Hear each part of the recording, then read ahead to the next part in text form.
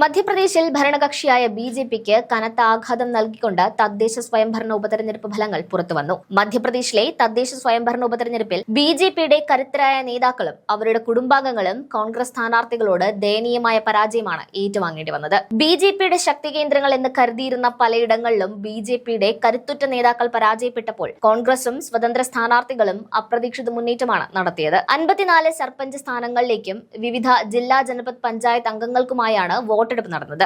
രേവ ജില്ലയിലെ സിമരിയ നഗരപരിഷത്ത് അധ്യക്ഷ സ്ഥാനത്തേക്കുള്ള തെരഞ്ഞെടുപ്പിലാണ് കോൺഗ്രസിന് ഏറ്റവും വലിയ അട്ടിമറി വിജയം ഉണ്ടായത്. ബിജെപി സ്ഥാനാർത്ഥി ആരാധന വിശ്വകർമ്മയെ 746 വോട്ടുകൾക്ക് പരാജയപ്പെടുത്തി കോൺഗ്രസ് സ്ഥാനാർത്ഥി പത്മാരോഹിണി കുശ്വാഹ മിന്നും വിജയം കൈവരിച്ചു. പത്മാരോഹിണിക്ക് 4391 വോട്ടുകൾ ലഭിച്ചപ്പോൾ ബിജെപി സ്ഥാനാർത്ഥിക്ക് 3648 വോട്ടുകൾ മാത്രമാണ് ലഭിച്ചത്. ബിജെപിയുടെ കോട്ടയായിരുന്ന ഈ സീറ്റ് പിടിച്ചെടുത്തത് കോൺഗ്രസ് പ്രവർത്തകർ വലിയ ആഘോഷമാക്കി മാറ്റി. നീമച്ച് ജില്ലയിലെ താരാപൂർ ഗ്രാമപഞ്ചായത്തിൽ നിന്നുള്ള ഫലം ബിജെപി നേതൃത്വത്തെ അക്ഷരാർത്ഥത്തിൽ ഞെട്ടിച്ചിരിക്കുകയാണ്. ബിജെപിയുടെ മുതിർന്ന നേതാവും മുൻ ജില്ലാ ജനറൽ സെക്രട്ടറിയുമായ സുഖ്ലാൽ സെന്നിന്റെ മകൻ പവൻ സെന്നിനെയാണ് ഇവിടെ സ്വതന്ത്ര സ്ഥാനാർത്ഥി പരാജയപ്പെടുത്തിയത്. നെയ്മിചന്ദ് ധാക്കഡ് എന്ന സ്വതന്ത്ര സ്ഥാനാർത്ഥി 91 വോട്ടുകൾക്കാണ് സർപഞ്ച് പദവിയിലേക്ക് തിരഞ്ഞെടുക്കപ്പെട്ടത്. വലിയ രാഷ്ട്രീയ സ്വാധീനമുള്ള കുടുംബത്തെ സാധാരണക്കാരനായ ഒരു സ്വതന്ത്ര സ്ഥാനാർത്ഥി പരാജയപ്പെടുത്തിയത് ബിജെപി പാളയത്തിൽ വലിയ ചർച്ചകൾക്ക് വഴിവെച്ചിട്ടുണ്ട്. തെരഞ്ഞെടുപ്പ് ഫലങ്ങളിൽ ഏറ്റവും വൈകാരികമായ രംഗങ്ങൾ കണ്ടത് സാഗർ ജില്ലയിലെ ദേവൽ ഗ്രാമപഞ്ചായത്തിലാണ്. കൊല്ലപ്പെട്ട മുൻ സർപഞ്ച് ലഖൻ സിംഗിന്റെ ഭാര്യ വർഷയാണ് ഇവിടെ വിജയിച്ചത്.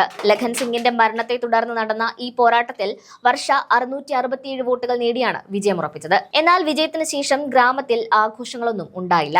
മറിച്ച് ഗ്രാമവാസികൾ വർഷയുടെ വീട്ടിലെത്തി ലഖൻ സിംഗിന് ആദരാഞ്ജലികൾ അർപ്പിക്കുകയാണ് ചെയ്തത്. ഒരു ഗ്രാമം മുഴുവൻ ആ കുടുംബത്തിനൊപ്പം നിൽക്കുന്ന കാഴ്ചയാണ് അവിടെ കാണാൻ കഴിഞ്ഞത്. ഭരണകക്ഷിക്ക് അല്പമെങ്കിലും ആശ്വാസം നൽകിയത് അഗർമാൽവ ജില്ലയിലെ ഫലമാണ്. ജില്ലാ പഞ്ചായത്ത് അംഗമായി ബിജെപി പിന്തുണയുള്ള കാലു സിംഗ് സിസോദിയ 2400-ലധികം വോട്ടുകൾക്ക് വിജയിച്ചു. ഇവിടെ കോൺഗ്രസ് സ്ഥാനാർത്ഥി 3-ാം സ്ഥാനത്തേക്ക് പിന്തള്ളപ്പെട്ടുവെന്നത് ബിജെപിക്ക് നേരിയ ആശ്വാസമായി. അതുപോലെ പന്നി പഞ്ചായത്തിൽ സ്വതന്ത്ര സ്ഥാനാർത്ഥിയായ മഹേന്ദ്ര കുമാർ മിശ്ര 322 വോട്ടുകൾക്കും രത്ലം ജില്ലയിലെ ഇന്ദ്രാവൽ ഖുർദിൽ ഭാരത് ആദിവാസി പാർട്ടിയുടെ പിന്തുണയോടെ മത്സരിച്ച രാകേഷ് ദാമോദർ 188 വോട്ടുകൾക്കും വിജയം കൈവരിച്ചു. ഷാജാപൂരിലെ ജാമൻ ഗ്രാമപഞ്ചായത്തിൽ സ്വതന്ത്ര സ്ഥാനാർത്ഥി ദിനേശ് റോഡു 65 വോട്ടുകൾക്കും ബർവാനിയിലെ ബാംഗ്രയിൽ ബിജെപി പിന്തുണയുള്ള മോസംബി ഭായ് 189 വോട്ടുകൾക്കും വിജയിച്ചു. അശോക് നഗർ ജില്ലയിലെ ബാക്കൽപൂർ സീറ്റിൽ അത്യന്തം വാശിയേറിയ പോരാട്ടത്തിനൊടുവിൽ സ്വതന്ത്ര സ്ഥാനാർത്ഥി കല്ലു ആദിവാസി വെറും 4 വോട്ടുകളുടെ വ്യത്യാസത്തിലാണ് വിജയിച്ചത്. ദാമോ ജില്ലയിലെ കുമാരിയിൽ ബിജെപി പക്ഷത്തു നിന്നുള്ള സാഹിൽ സിംഗ് ലോധി 10,000-ലധികം വോട്ടുകൾ നേടി വലിയ വിജയം കരസ്ഥമാക്കി. മധ്യപ്രദേശിലെ രാഷ്ട്രീയ മണ്ണിൽ വലിയ ചലനങ്ങൾ സൃഷ്ടിക്കുന്നതാണ് ഈ ഉപതെരഞ്ഞെടുപ്പ് ഫലങ്ങൾ.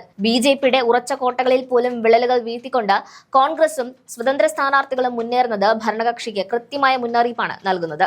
വരാനിരിക്കുന്ന വലിയ പോരാട്ടങ്ങൾക്ക് മുന്നോടിയായി ജനവികാരം എങ്ങോട്ടാണെന്നതിന്റെ വ്യക്തമായ സൂചനയായും ഈ വിജയങ്ങളെ രാഷ്ട്രീയ ലോകം വിലയിരുത്തുന്നു.